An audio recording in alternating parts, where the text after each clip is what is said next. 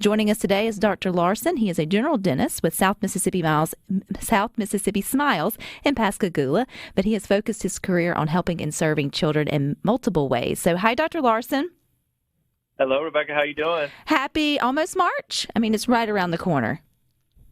Right around the corner. So you guys are Yes, so we're actually just wrapping up Children's Dental Health Month. Oh, you're wrapping it up, so it's February. It's not March. Okay. Well, never mind. We are wrapping up. So if you haven't taken care of your children's teeth, too bad. It's the last day. No, totally kidding. It's a good day to at least think about it. So all years. Okay. So February was National Children's Dental Health Month. So you guys have been out and busy as you always have with your Caring for Communities organization. Ginger, I know earlier today. What were you doing earlier today? I was doing a dental presentation with my friend Chomper the shark and showing children how to brush their teeth, and that's what we've been doing all month long, bringing Dr. Cameron Larson with me to different events to let people know. It's a good reminder for February to schedule your cleanings and to go over brushing your teeth with the kids. Okay, so we're wrapping it up, but still, again, dental health is good all year long. And Dr. Larson, any parent listening to Good Things or grandparent is always going to be like, oh, but it's such a struggle. But why is it so important to stay on that struggle bus and keep making dental health a priority for our children?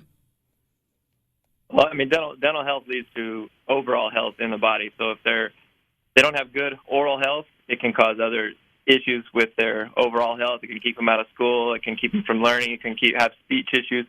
So it is important to stay on top of that oral health daily, every morning, every night, brushing your teeth. We recommend for 2 minutes, at least 2 minutes, and then flossing every night, making sure they're brushing their tongues and just keeping an overall good oral health so that they can avoid missing time at school, having to go to the dentist for anything other than just a cleaning or a checkup.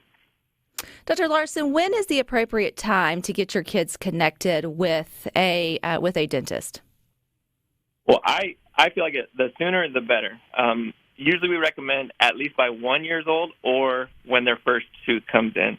And at that point, it's establishing a relationship with the dentist so that if there were anything to happen, any type of emergencies, you've already got a relationship established so that you can, if by chance something happened, there was an emergency and you needed to come in, it's better to have your dentist relationship already set up than to be struggling to find one in the middle of an emergency. So we recommend coming in at least by a year, but if their teeth come in sooner, you can definitely come in sooner. We have patients that have come in at 6 months and 7 months just to when those first teeth pop in. And it's good for us to do a visual exam of the child, but it is also an opportunity to educate the parents on proper oral health care at home. So even though they're baby teeth and they're going to fall out, Dr. Larson, we still have to take good care of them, right? Yes, yeah. And you know what? We get that question a lot. Well, it's just going to fall out. But actually, a lot of them don't fall out until 10, 11, 12 years old. And so if you're not taking care of them when they're 2 and 3 years old and they get abscess, they're going to be without teeth for a long time. And teeth, as you know, are very important for speech, smiling, eating. They have their functions and their needs, so it is important to, even though they are baby teeth and are eventually going to fall out, it is important to take care of them. So I know brushing our teeth 2 times a day is important, Dr. Larson. Obviously, starting that habit of getting them to floss, which is a whole nother level. If you're doing that as a parent with a 2-year-old, God bless you. You get gold stars, but at least trying when you can. But what are some of those other healthy habits that maybe parents or grandparents can feel like they're also doing the good fight, along with trying to create healthy brushing habits that prevent cavities or sort of set them up for good dental health? So if you're doing those things, brushing twice a day, 2 minutes, and flossing, those are the main ones. A mouth rinse is good.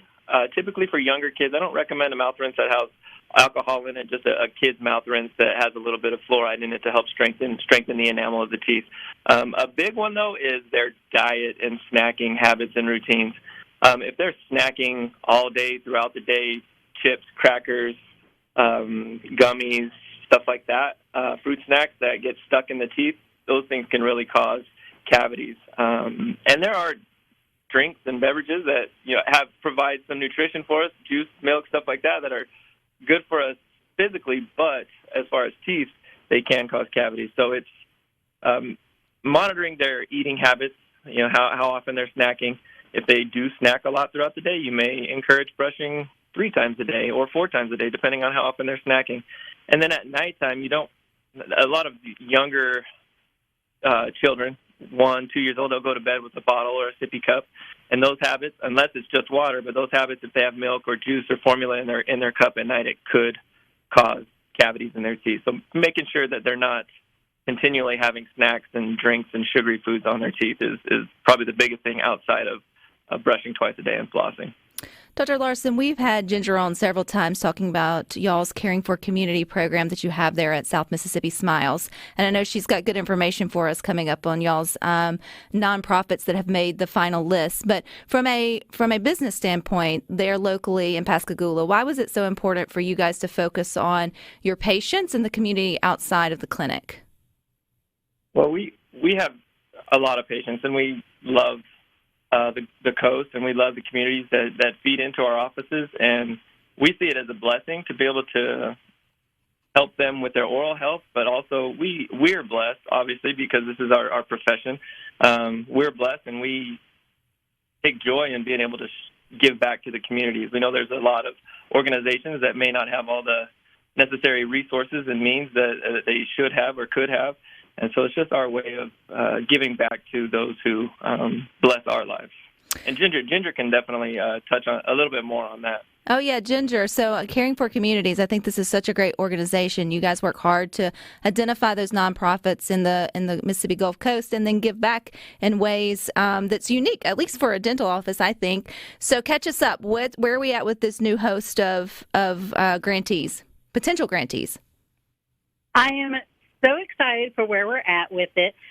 We just announced our top 9 nonprofit organizations that have ones like Make-A-Wish Mississippi, the Boys and Girls Club of the Gulf Coast, the Lighthouse Academy for Dyslexia. We have 9 different ones, and they're so different, and they're all so deserving and working with children across the Gulf Coast in ways that are like Elijah's Closet is helping children in foster care. Traintastic is the largest model train museum in the world. So we have so many different ones that help the kids of the Gulf Coast. Why not work together through Caring for Community to support those organizations? So how does it go next? What's the next step? You got your 9 finalists. Do we need to go vote, or how do we get down to the one who will end up getting awarded a grant? Well, we've got voting opened yesterday, so we'll be going with voting till March 15th. And you know, we've had one winner in the past, and I'm so excited about this contest. We're actually going to have 3 winners this time with different prize amounts, totaling altogether $5,000 in awards. But if people would like to visit, we're going to go to our website. You can go to our Facebook. You can go to our Instagram. Following us at South MS Smiles. And if you go to smsmiles.com/caring for community, you can go to vote there. Votes are daily, so you can vote as many times as you want between now to March 15th so that 3 of our 9 top organizations can have a chance to win. I love that. And I love that you guys focus really there on the Mississippi Gulf Coast, finding those people who are doing good work in the community. It just all comes full circle. So when we think about, where we're going to spend our time or our resources, we need to make sure we're looking at those local places, like even with our health care. Now, Dr. Larson, I have to say, Ginger really helped me in my house. One day here on Good Things, she told me to turn on the toothbrush song to get my 4-year-old more excited about brushing her teeth, and it's worked. I have heard that stupid song so many times, but it's part of our dental health routine now, thanks to Ginger. And it's amazing the little tools that we have available to us, different apps and songs and videos that help to get kids excited. There's a lot of resources, and I'm glad you found one that works for you. Yes. Now, if you could just give me one for flossing, but we're fighting the good fight, and that's what we should definitely do. Yeah, one step at a time. One step at a time. I appreciate both of your time today and wrapping up that National Children's Dental Health Month. So thank you. Thank you so much, Rebecca, for having us on. Thank you, Rebecca. You guys stick with us. We got more for you coming up next.